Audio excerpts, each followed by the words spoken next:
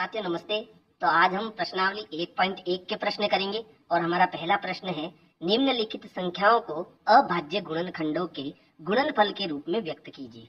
यानी यहाँ पर हमें भाज्य संख्याएं दी हुई है और इन सभी भाज्य संख्याओं को हमें अभाज्य संख्याओं के गुणनखंडों के रूप में बदलना है। ठीक है, तो सबसे पहला जो प्रश्न है वो हमारा 140 है ना। तो 140 के हमें क्या करने हैं, अभाज्य गुणनखंड।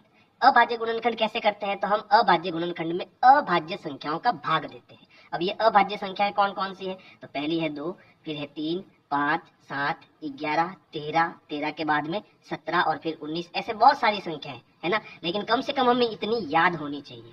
और सबसे पहले हम क्या करेंगे, इस भाज्य संख्या में 2 का भाग देंगे। अगर 2 का भाग जाता है तो 2 का भाग देना है, और नहीं जाता है तो फिर आगे कंटिन्यू चेक करते रहना है। तो सबसे पहले हमें पता है ये एक सम संख्या है, तो हम 2 का भाग देंगे। ठीक है, 2 का भाग कितनी बार जाएगा, तो हमें पता है कि भाई 14 में 2 का भाग 7 बार जाता है ना, 2 सत्ते 14, और फिर आगे 0 है तो यहाँ 0 आ जाएगा, तो ये भाग जाएगा 70 बार। 2 का हमने भाग दिया, कितनी बार भाग गया, 70 बार भाग गया। फिर से ये सम संख्या है, तो फिर से हमें 2 का भाग देना है। जब तक 2 का भाग जाता है तब तक देते रहना है। तो फिर से 2 का भाग देंगे। अब 70 में 2 का भाग देंगे है ना, तो देखो 2 3 6 होता है, फिर बचा 1, उतारा 0, और 2 पंजे 10, कितनी बार भाग गया, 35 बार भाग गया है ना। अब ये विषम संख्या, इसका मतलब 2 का भाग नहीं जाएगा।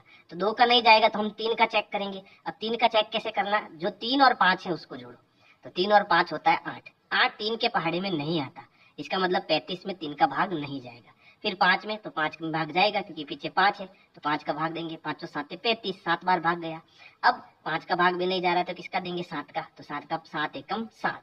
ठीक है, तो ये 140 मुझे चाहिए। अब ये 140 कैसे मिलेगा, अब इसको समझो भाई। 140 जो है वो मुझे कैसे मिलेगा, तो जब इन सभी अभाज्य संख्याओं का मैं गुणा करूंगा तो वापस मुझे क्या मिल जाएगा, 140 मिल जाएगा। कैसे, तो देखो यहाँ है 2 गुणा 2 गुणा 5 गुणा 7, गुणा करो सबको, 2 दूनी 4, चारों पंजे 20, 20 का 7 से गुणा, तो 20 इंटू 7 हो जाएगा 140। समझ गए। तो हमने क्या किया, ये हमारी भाज्य संख्या थी। ठीक है, और ये सभी क्या है, अभाज्य गुणनखंड है, यानी अभाज्य संख्याएं हैं। और जैसे ही इन अभाज्य संख्याओं का मैं गुणा करता हूं तो मुझे वापस क्या मिल जाता है, भाज्य संख्या मिल जाती है। तो मैंने क्या किया, मैंने भाज्य को अभाज्य में बदल दिया, और यही हमें प्रश्न कह रहा है। ठीक है, तो यहाँ 140 के गुणनखंड क्या क्या है, तो देखो 140 के गुणनखंड आए 2 इंटू 2 इंटू 5 इंटू 7, ये हमारा आंसर हो जाएगा। अब क्योंकि यहाँ 2 बार आ रहा है ना, तो किसी संख्या को उसी संख्या से जब हम 2 बार गुणा करते हैं तो इसको हम 2 की घात 2 भी लिख सकते हैं। तो यहाँ 2 बार 2 का गुणा हो रहा है, तो यहाँ मैं 2 की घात 2 लिख सकता हूँ। फिर आगे क्या है, गुणा 5 गुणा 7, ये हमारा क्या हो जाएगा, आंसर हो जाएगा। और ये आपका रफ वर्क हो जाएगा। ठीक है, ये रफ काम हो जाएगा। आप चाहो तो इसको इसके साथ कर भी सकते हो, है ना, दोनों ऑप्शन है आपके पास में। दूसरा है 156। तो अब हम 156 के अभाज्य गुणनखंड करेंगे। तो सबसे पहले हम 2 का भाग देंगे, तो मैं सीधा भाग दे रहा हूँ, आप कॉपी में भाग दे देना है ना। 2 सत्ते 14 होगा, हासिल का 1 बचेगा, 2 अट्टे 16 होगा, कितनी बार भाग जाएगा, 78 बार। फिर 2 का भाग देंगे, तो 2 त्रिया 6 होता है ना, 7 में से 6 गया, बचा 1, तो 2 नम 18। अब देखो 2 का भाग नहीं जा रहा है, अब इसमें 3 का भाग जा रहा है, क्योंकि दोनों को जोड़ने पर होता है 12, और 12 3 के पहाड़े में आता है, इसलिए 3 का भाग जाएगा। तो 3 एकम 3, और यहाँ आ जाएगा 3 त्रिया 9। अब 13 खुद एक अभाज्य संख्या है, तो 13 में 13 का ही भाग जाएगा, 13 एकम 13। तो यहाँ पर 156 के अभाज्य गुणनखंड क्या हो गए, तो हमारा आंसर हो जाएगा 2 गुणा 2 गुणा 3 गुणा 13। और यहाँ पर 2 बार आ रहा है, तो इसको हम 2 की घात 2 गुणा 3 गुणा 13 भी लिख सकते हैं। ये हमारा क्या हो जाएगा, आंसर हो जाएगा। फिर है 3825। तो अब हम 3825 के अभाज्य गुणनखंड करेंगे। तो देखो ये एक विषम संख्या है, इसका मतलब 2 का भाग तो नहीं जाएगा। अब हम 3 का चेक करेंगे, 3 का भाग जाएगा या नहीं जाएगा। तो 3 और 8 होता है 11, 11 और 2 होता है 13, 13 और 5 होता है 18, 18 3 के पहाड़ी में आता है, इसलिए 3 का भाग जाएगा। तो चलो भाग देते हैं, 3 एकम 3, बचा 0, 3 दूनी 6, हासिल के बचे 2, 7 त्रिया 21, हासिल का बचा 1, और तीनों पंजे 15। फिर इसमें देखो जोड़ के देखो 3 का भाग जा रहा है क्या, 1 2 3, 3 और 7 10, 10 और 5 15, 15 में 3 का भाग जाता है। चलो ठीक है, तो अब देखो एक में तो भाग जाएगा नहीं, तो हम 12 में भाग देंगे, तो 3 चौक हो जाएगा 12, हासिल के बचेंगे 0, 3 दूनी 6 होता है, हासिल का बचेगा 1, तीनों पंजे 15। फिर हम चेक करेंगे 3 का, तो 5 और 2 7, 7 और 4 होता है 11। तो अब 3 का भाग नहीं जाएगा, तो 3 का भाग नहीं जाएगा तो किसका देंगे, 5 का, क्योंकि पीछे 5 है। तो देखो 4 में भाग नहीं जाएगा, हम 42 लेंगे, तो 8 पंजे 40 होता है, 8 बार भाग गया, पीछे बचे 2 और 5 25, फिर 5 है पीछे तो 5 का भाग देंगे। अब 5 एकम 5, एक बार भाग जाएगा और बचेगा कितना, 3, शेष पर 3 बचेगा, ये हो गया 35, और 5 7 कितना होता है 35। अब 17 खुद एक अभाज्य संख्या है ना, तो यहाँ 17 में 17 का भाग जाएगा। ठीक है, तो इसके जो अभाज्य गुणनखंड है वो क्या क्या मिले हमको, हमको मिले 3 गुणा 3 गुणा 5 गुणा 5 गुणा 17। ठीक है, और यहाँ 3 2 बार आ रहा है, तो इसको हम लिखेंगे 3 की घात 2 गुणा 5, 5 भी 2 बार आ रहा है, तो 5 की घात 2 गुणा 17। ये इसका क्या हो जाएगा, आंसर हो जाएगा। फिर देखो कितना है, 5005, तो 5005 में सीधा किसका भाग जाएगा, 5 का, क्योंकि देखो ये विषम संख्या है, 5 और 5 को जोड़ने पर 10 होता है, 10 3 के पहाड़े में नहीं आता, तो 5 का भाग देंगे, तो ये हो गया 5 एकम 5, फिर 0, 5 एकम 5। अब देखो यहाँ है 1001, तो 1001 में देखो 5 का भाग तो जाएगा नहीं, तो अब हमें 7 का चेक करना है कि 7 का भाग जाता है या नहीं जाता, क्योंकि अभाज्य संख्या क्या है, 2 3 5 7 11, फिर 13, फिर उसके बाद 17 और 19, तो इन सब का हमें चेक करना है। तो 5 का नहीं जाता, तो अब किसका चेक करेंगे, 7 का। तो हम क्या करेंगे, 1001 में 7 का भाग देंगे, तो देखो 7 एकम 7, बचा 3, उतारेंगे 0, 7 चौक 28 है ना, बचा 2, उतारेंगे 1, 7 3 21, भाग पूरा पूरा गया, यानी 7 का भाग कितनी बार गया, 143 बार, तो ये 143 हम यहाँ लिखेंगे। अब देखो 7 का भाग जा रहा है क्या, अब 7 का भाग आगे नहीं जा रहा है, तो 7 का नहीं जा रहा है, तो हम किसका चेक करेंगे, 11 का। तो अब हम 143 में 11 का भाग देंगे, तो 11 एकम 11, पीछे बचा 3, उतारा 3, 11 3 33 है ना, तो हमारा आंसर कितना है, 13। तो 7 का 11 का जब हम भाग देंगे, किसका, 11 का, तो 11 का भाग देने पर भाग कितनी बार जाएगा, 13 बार, और 13 खुद क्या है, एक अभाज्य संख्या है, 13 एकम 13। तो जब हमने इसको सॉल्व किया तो हमें क्या आंसर मिला, देखो हमें आंसर मिला, इसके अभाज्य गुणनखंड मिले 5 गुणा 7 गुणा 11 गुणा 13, ये हमारा क्या हो जाएगा, आंसर हो जाएगा। अब कोई भी घात वाला नहीं है, तो ये हमारा फाइनल आंसर है। ठीक है, अब देखो अंतिम क्वेश्चन, अंतिम क्वेश्चन में हमारे पास संख्या है 7429, तो ये एक विषम संख्या है, तो 2 का भाग नहीं जाएगा। 3 का हम चेक करेंगे, तो देखो 9 और 2 होते हैं 11, 11 और 4 होता है 15, 15 में 7 जोड़ो, तो 15 और 7 होते हैं आपके 22 है ना, और 22 3 के पहाड़े में नहीं आता है, इसलिए इसमें 3 का भाग भी नहीं जाएगा। तो अब हम 5 का भी नहीं जाएगा क्योंकि पीछे 9 है, तो अब सीधा 7 से चेक करेंगे इसको कि 7 का भाग जाएगा या नहीं जाएगा। मेरे ख्याल से 7 का भाग भी नहीं जाएगा, 7 का भी नहीं जाएगा, 11 का भी नहीं जाएगा, 13 भी नहीं जाएगा, सीधा किसका भाग जाएगा, 17 का। तो चलो हम 17 का भाग देते हैं 7429 में। ठीक है, सीधा किसका भाग दे रहा हूं मैं, 17 का। तो देखो 17 में अगर 17 चौके में 4 बार भाड़ा बोलता हूँ, तो 17 चौके होता है 68 है ना, फिर 14 में से 8 गए, कितने बचे 6, अगली संख्या उतारेंगे 2, 17 तिया होता है 51। ठीक है, 2 में से 1 गया, 6 में से 5 गया 1, अगली संख्या उतारेगी 9, और 17 साते 119 होता है ना, तो भाग कितनी बार गया, 437 बार, तो ये भाग हमारा गया है 437 बार। ठीक है, अब हम आगे भाग देंगे, तो आगे भाग देंगे तो अब भाग जाएगा 19 का। अब चेक करना है ना, मैंने चेक कर लिया है पहले से, 437 का भाग देंगे 19 में, तो देखो 19 त्रिया कितना होता है 57, तो 57 तो ज्यादा हो जाएंगे,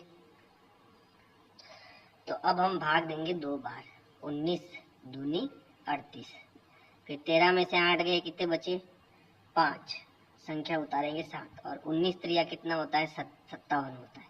ठीक है, तो भाग कितनी बार गया, 23 बार, और 23 खुद क्या है, एक अभाज्य संख्या, तो 23 एकम 23, तो हमने जो भाग दिया है ना, तो यहाँ पर जो हमें अभाज्य संख्या मिली वो क्या मिली, 17 गुणा 19 गुणा 23, और यही हमारा क्या हो जाएगा, आंसर हो जाएगा। तो इस प्रकार से आपको क्वेश्चन नंबर 1 करना है।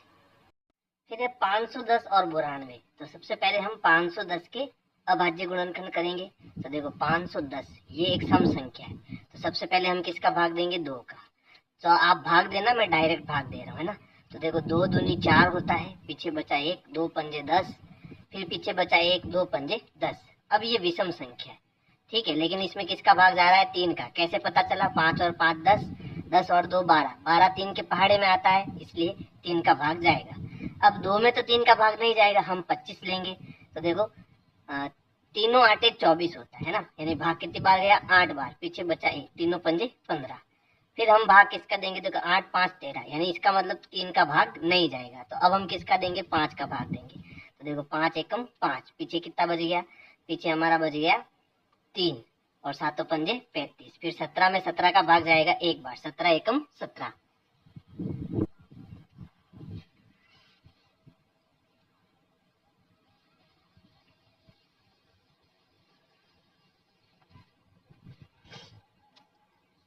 दूसरा देखो 510 और 92। तो सबसे पहले हम 510 के क्या करेंगे, अभाज्य गुणनखंड। और अभाज्य गुणनखंड में हमें किस किस का भाग देना है, हमें देना है 2 3 5 7, है ना, यानी अभाज्य संख्याओं का भाग देना। तो सबसे पहले ये सम संख्या है, तो हम 2 का भाग देंगे। तो देखो 2 दूनी 4, पीछे बचा 1, 2 पंजे 10, पीछे बचा 1, 2 पंजे 10। फिर ये विषम संख्या है, तो इसका मतलब इसमें 2 का भाग तो नहीं जाएगा। अब 3 का चेक करते हैं। देखो 2 और 5 7, 7 और 5 12, 12 3 के पहाड़े में आता है, इसलिए इसमें 3 का भाग जाएगा। तो भाग देंगे, देखो 2 में तो जाएगा नहीं, 25 में देंगे। तो 3 8 24 होता है, तो 8 बार भाग गया, पीछे बचा 1, तीनों पंजे 15। फिर हम भाग देंगे अब 5 का, क्योंकि 3 का भाग अब नहीं जाएगा। तो 5 एकम 5, पीछे बचे 3, 7 पंजे 35। अब 17 खुद एक अभाज्य संख्या है, तो 17 में 17 का ही भाग जाएगा, ठीक है। तो ये हमारा सॉल्व हो गया। यानी 510 के जो अभाज्य गुणनखंड आए, यानी अगर मुझे 510 चाहिए तो वो कैसे मिलेगा, जब मैं 2 गुणा 3 गुणा 5 गुणा 17 करूंगा, ठीक है। जब इन सब का गुणा करूंगा तो मुझे क्या मिलेगा, 510 मिलेगा। इसी प्रकार हम 92 के अभाज्य गुणनखंड करेंगे। ये भी एक सम संख्या है, तो 2 का भाग देंगे। तो देखो 2 चौके 8 होता है, पीछे बचा 1, 2 छंग 12, फिर 2 का भाग देंगे, 2 दूनी 4 और 3 दूनी 6, 23 खुद एक अभाज्य संख्या है, तो 23 में हम 23 का भाग देंगे। तो हमारे अभाज्य गुणनखंड क्या है, 92 के। तो 92 अगर हमें चाहिए तो 2 इंटू 2 इंटू 23 करेंगे। अब क्योंकि 2 यहाँ 2 बार आ रहा है, तो इसको हम 2 की घात 2 लिख सकते हैं, है ना, इंटू 23। चलो हमने इनके क्या कर दिए, हमने इनको भाज्य से अभाज्य संख्याओं में बदल दिया। अब हमें क्या करना है, अब हमें इनका एचसीएफ और एलसीएम ज्ञात करना है। तो सबसे पहले हम एलसीएम ज्ञात करेंगे। किसका एलसीएम ज्ञात करना है हमें, तो एक तो नंबर हो गया हमारा 510 और दूसरा नंबर हो गया 92। इन दोनों नंबर का हमें एलसीएम चाहिए, ठीक है। तो एलसीएम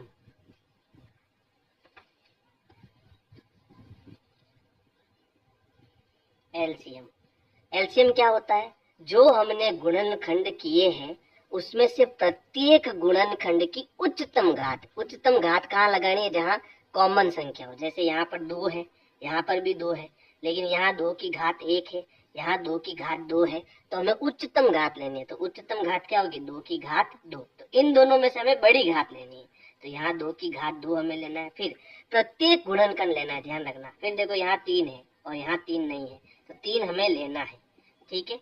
फिर 5 भी लेना है, 17 भी लेना है और फिर 23 भी लेना है, यानी प्रत्येक गुणनखंड लेना है। अगर कोई उभयनिष्ठ गुणनखंड है तो उसमें हमें उच्चतम घात लेनी है। अब जब हम इन सब का गुणा कराएंगे तो हमें इसका क्या मिल जाएगा, एलसीएम मिल जाएगा। इसका स्क्रीनशॉट ले लो, मैं इसको मिटा रहा हूँ, ये हमारा रफ वर्क है ना। चलो तो अब इन सब का हम गुणा कराते हैं। तो देखो यहाँ पर 2 की घात 2 का मतलब क्या हो गया, 4, 2 इंटू 2 4, फिर 4 का 3 से गुणा करना है, फिर इन सब का गुणा करना है। तो मैं कैलकुलेटर में गुणा कर लेता हूँ ताकि अपना समय खराब ना हो। तो इसका आंसर आ रहा है 23,460, 23,460। ये इनका क्या हो गया, एलसीएम हो गया। अब हमें इनका एचसीएफ ज्ञात करना है। 510 और 92 का एचसीएफ निकालना है। और HCF हमें कैसे निकालना है, तो हमें वो गुणनखंड लेना है जो उभयनिष्ठ है, जो दोनों में है ना, उस गुणनखंड को लेना है। साथ में हमें कौन सी घात लेनी है, निम्न घात लेनी है। ठीक है, HCF में तो निम्न घात लेनी है और LCM में उच्चतम घात लेनी है। LCM में हम प्रत्येक गुणनखंड लेते हैं, जबकि HCF में हमें प्रत्येक गुणनखंड नहीं लेना है, हमें केवल उभयनिष्ठ गुणनखंड लेना है। उभयनिष्ठ जो दोनों में हो, तो देखो 2 इसमें भी है, 2 इसमें भी है, लेकिन इसमें 2 की घात 1 है और इसमें 2 की घात 2 है, तो हमें कौन सा लेना है, निम्न घात यानी छोटी घात वाला। तो छोटी घात कौन सी है, 2 की घात 1। तो 2 की घात 1 का मतलब क्या हो गया, 2। तो इन दोनों का जो HCF आएगा वो कितना आएगा, 2 आएगा। ठीक है, ये हमारा आंसर हो गया। अब हमें क्या करनी है, इसकी जांच करनी है। और जांच कैसे करनी है, तो जांच के लिए हमें एक फॉर्मूला पता है ना। फॉर्मूला क्या है, हम जानते हैं कि जो LCM होता है और HCF होता है ना, इसका गुणा A इंटू B के बराबर होता है। A और B क्या है, संख्या, हमारी 2 संख्या 510 और 92। ठीक है, LCM हमने कितना निकाला, तो LCM हमारा हो गया 23,460 इंटू HCF कितना हो गया, 2 बराबर A हमारा कितना है 510 इंटू B कितना है 92। तो हाँ, मैं क्या कर रहा हूँ यहाँ पर, पहले 23,460 का 2 से गुणा करता हूँ, तो ये हो गया 0, 6 दूनी 12, हासिल का 1, 4 दूनी 8 और 1 9, 3 दूनी 6 और 2 दूनी 4। तो यहाँ पर गुणा कितना आया, 46,920। यहाँ पर भी 46,920 आना चाहिए। तो हम 510 का 92 से गुणा करेंगे, तो 2 का 0 से गुणा हो गया 0, फिर 2 एकम 2 और 5 दूनी 10। 9 का 0 से गुणा 0, फिर 9 एकम 9 और 9 पंजे 45। जोड़ेंगे तो ये हो गया 0, 2, 9, 5 और 1 6 और 4, 46,920। ठीक है, तो यहाँ हमारा LHS जो है वो RHS के बराबर है। इसका मतलब हमने जो यहाँ पर LCM और HCF निकाले हैं वो एकदम सही है। तो इस प्रकार से आपको ये सेकंड करना है। इसका स्क्रीनशॉट ले लो जल्दी से, फिर हम तीसरा करेंगे। तो थर्ड में देखो 336 और 54। तो सबसे पहले हम 336 के अभाज्य गुणनखंड करेंगे। तो ये एक सम संख्या है, तो देखो भाग देंगे, 2 एकम 2 पीछे बचा 1, 2 छंग 12 पीछे बचा 1, 8 दूनी 16। अभी भी ये हमारी सम संख्या है, तो 2 का भाग देंगे, 2 अंटे 16 और 2 चौक 8, अभी भी सम संख्या है, तो 2 चौक 8, 2 दूनी 4। फिर 2 का भाग देंगे, तो 2 दूनी 4 और 2 एकम 2। अब 2 का भाग नहीं जाएगा, अब किसका जाएगा, 3 का, क्योंकि 21 3 के पहाड़ में आता है। तीनों 7 21, अब 7 का जाएगा, 7 एकम 7। तो अगर मुझे 336 चाहिए, तो मुझे यहाँ पर देखो 2 को मैं कितनी बार गुणा कर रहा हूँ, 1 2 3 और 4। तो यहाँ हम इसको 2 की घात 4 लिख सकते हैं, फिर इंटू 3 इंटू 7 इंटू 3 इंटू 7। तो ये इसकी क्या हो गए, अभाज्य गुणनखंड हो गए। इसी प्रकार हम 54 के अभाज्य गुणनखंड करेंगे। तो देखो 54, इसमें 2 का भाग जाएगा, तो देखो 2 दूनी 4 होता है, ठीक है, पीछे बचा 1, 7 दूनी 14। अब 3 का भाग जाएगा, 3 नम 27, फिर 3 का जाएगा, 3 त्रिया 9 और 3 एकम 3। तो यहाँ 2 1 है और 3 3 बार आ रहा है, तो इसको हम 2 इंटू 3 की घात 3 लिख सकते हैं, क्योंकि 3 कितनी बार आ रहा है, 3 बार आ रहा है। ठीक है, अब हमें 336 और 54 का सबसे पहले क्या निकालना है, चाहे आप HCF निकालो LCM निकालो, जो आपकी मर्जी है ना। तो हम LCM निकाल देते हैं।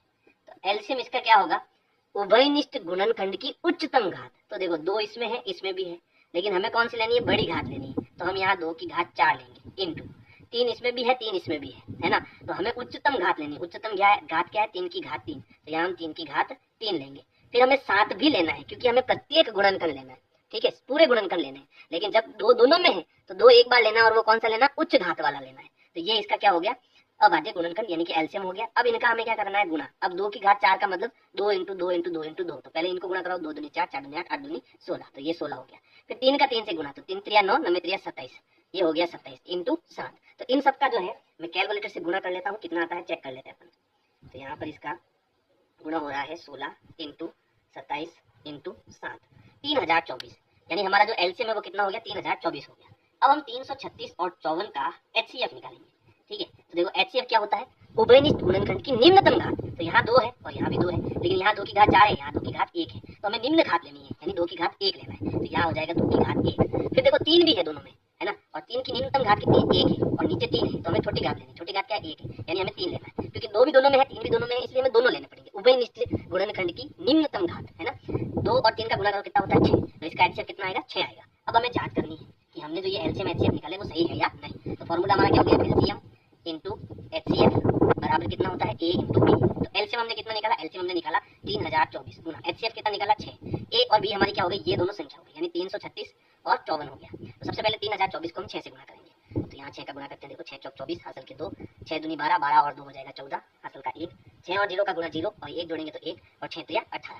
तो यहाँ पर गुना करने पर कितना आएगा, 18144। अब यहाँ पर भी कितना आना चाहिए, 18144 आना चाहिए। तो चलो करते हैं गुना, 336 का 54 से गुना करते हैं, तो 6 चौक 24 हासिल के 2, 4 12 और 2 14 हासिल का 1, 4 12, 12 और 1 कितना हो गया 13 गुना 6 पंजे 30 हासिल के 3, 5 15 और 3 18 हासिल का 1, 5 15 और 1 16 जोड़ेंगे 4 4 8 और 3 11 हासिल का 1, 6 7 और 1 8 और ये 1 18144। यानी कि हमने जो एलसीएम एचसीएफ निकाले हैं वो हमारे सही है।